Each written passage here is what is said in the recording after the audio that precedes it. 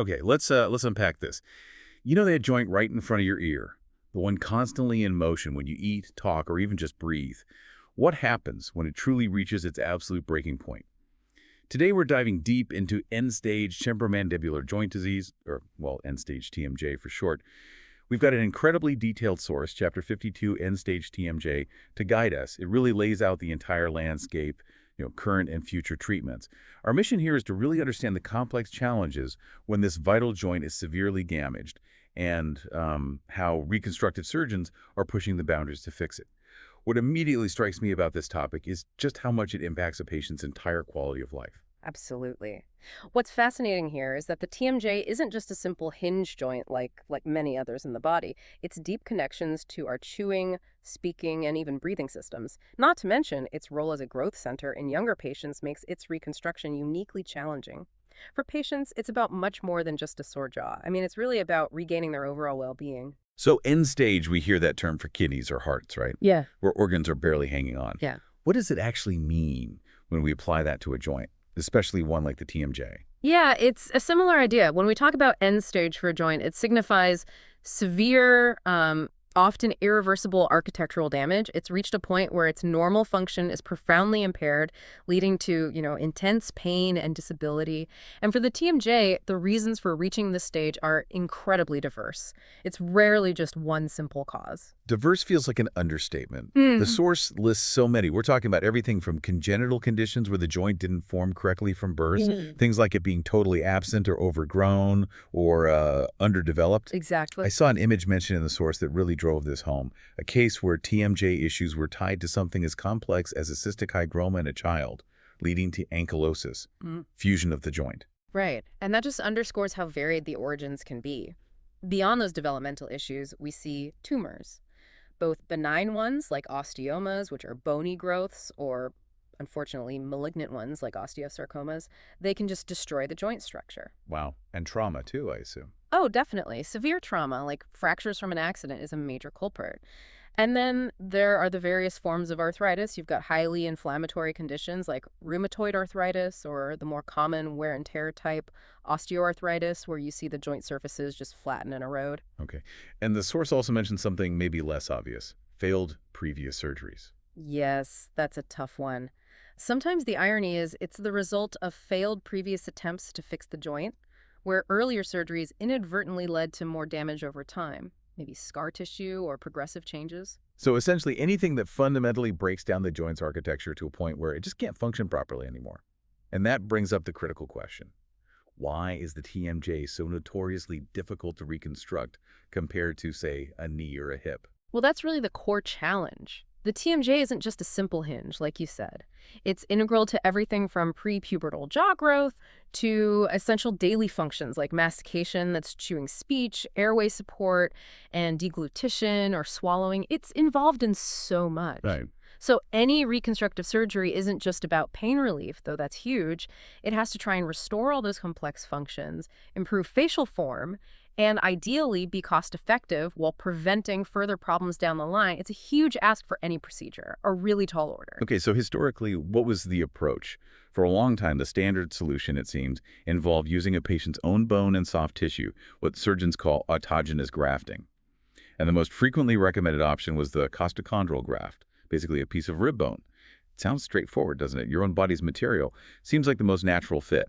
Well, the theory behind the costochondral graft was certainly compelling. It was relatively easy to adapt, anatomically similar enough to the jaw condyle, and it offered that crucial growth potential, which was especially appealing for younger patients, for children. The growth potential, that's where things got complicated, right? Exactly. You can imagine the hope that came with thinking it would grow right along with the patient. But here's where it gets, well, really interesting, or rather, where the theory kind of hit a wall. While it sounded good on paper, the practical results were often wildly unpredictable, especially for growing patients. We're not talking minor issues here. Studies showed that in over half the cases, 54% to be precise, there was excessive growth on the treated side. Just way too much. Yeah. Only about 38% showed equal growth. This wasn't just a minor hiccup. It often created a new visible deformity. Things like chin deviation or facial asymmetry. It really forced surgeons to rethink things. Yeah. Indeed. That graft's inability to adapt to the new environment's growth velocity was a huge hurdle. It just didn't know how fast to grow, essentially. For children, the rib material itself was often too malleable, kind of soft, leading to unacceptably high failure rates. Okay. And what about in adults? Well, even in adults, where the rib bone is mostly cortical bone, that dense outer layer, its survival depended heavily on local tissue revascularization, getting a new blood supply.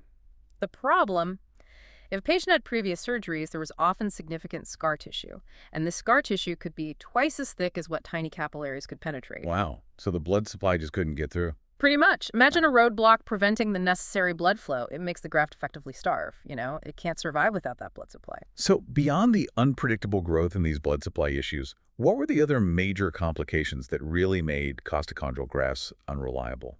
Well, that inadequate blood supply was critical, but another big one was micromotion.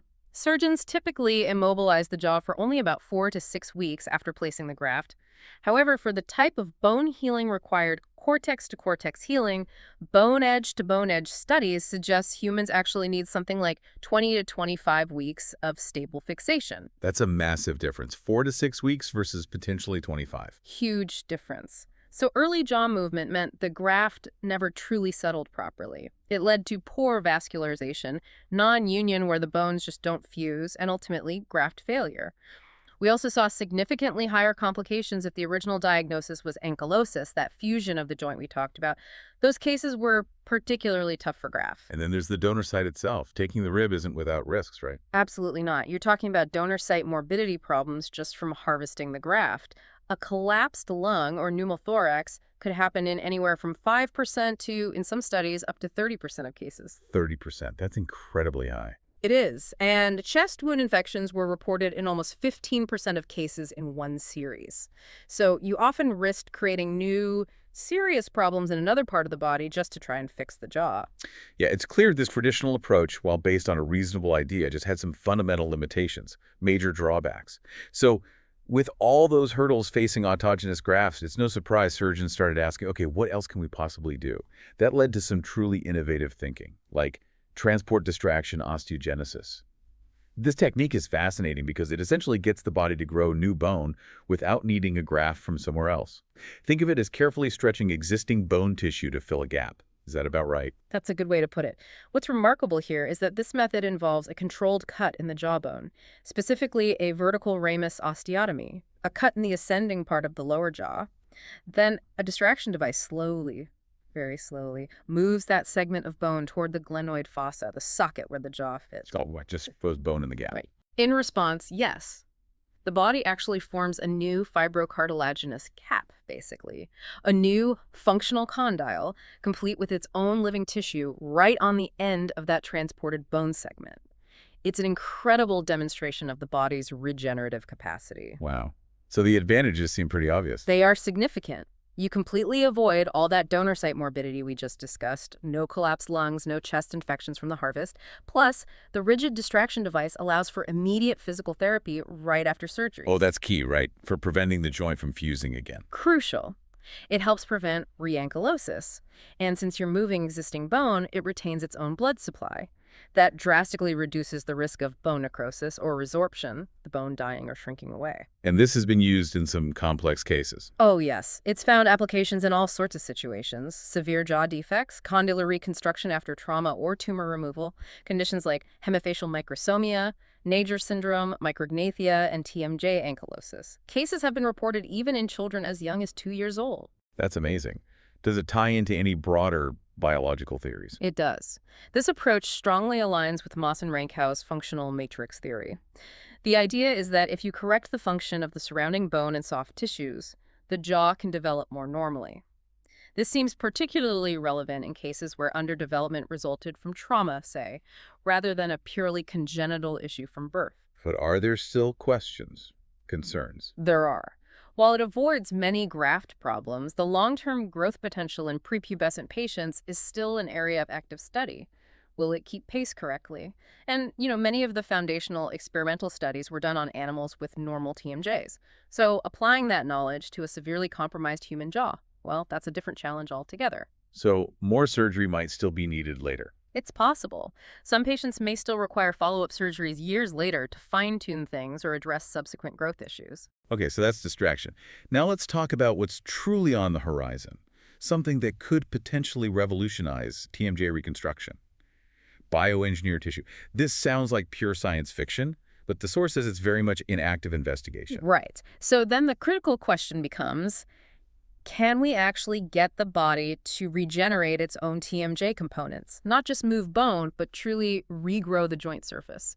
The core strategy involves using biodegradable scaffolds, sort of like temporary structures or templates to deliver biological substances, things like cells, genes, proteins. The aim is to essentially guide the body to regrow the specific bone and cartilage tissues of the jaw condyle.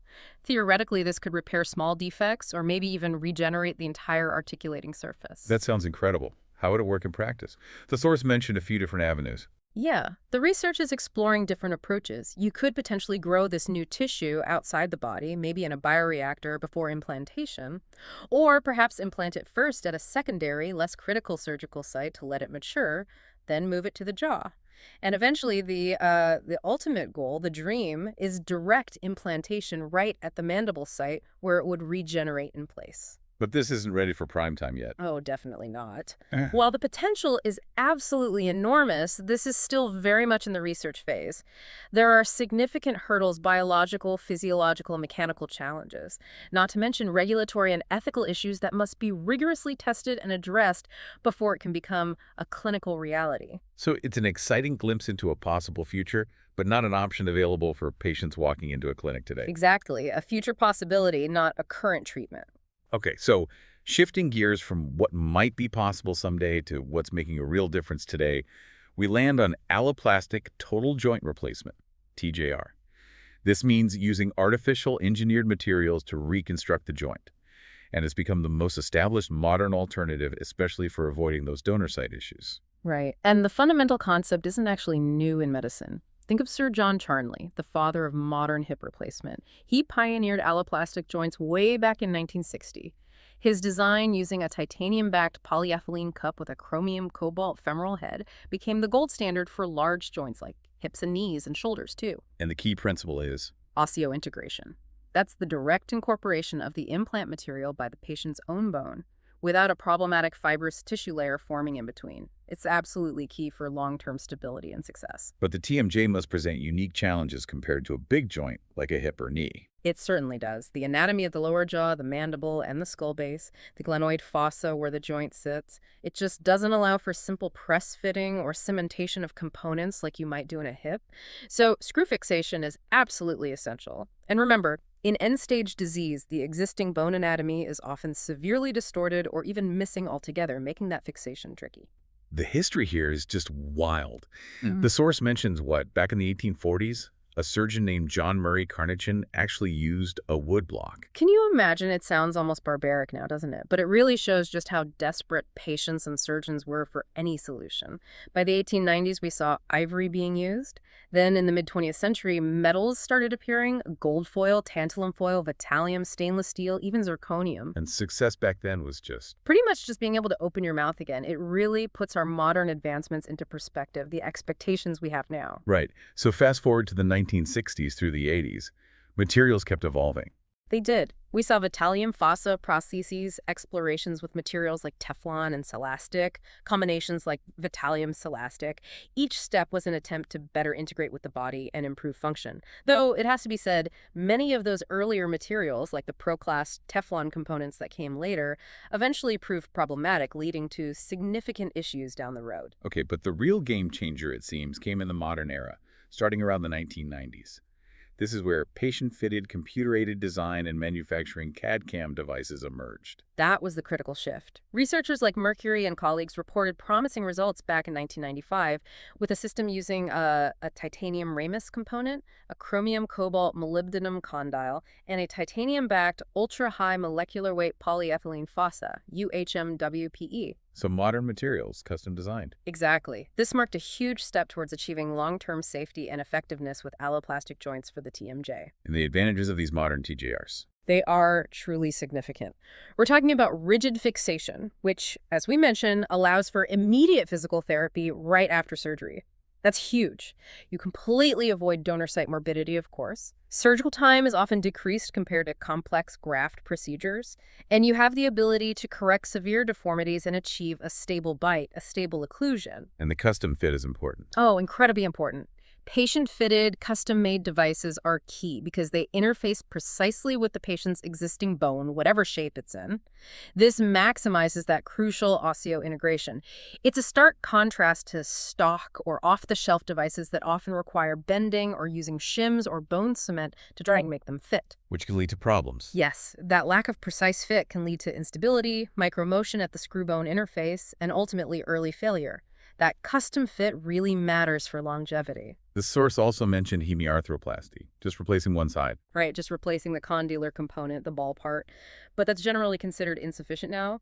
There's a high risk of severe erosion of the natural fossa, the socket in the skull base, and also heterotopic bone formation, basically, unwanted bone growth. So total joint replacement is usually the way to go. Okay. And today, there are FDA-sanctioned systems available. Yes, from companies like TMJ Implants, Inc., TMJ Concepts, and Biomet Microfixation. Those are the main players mentioned.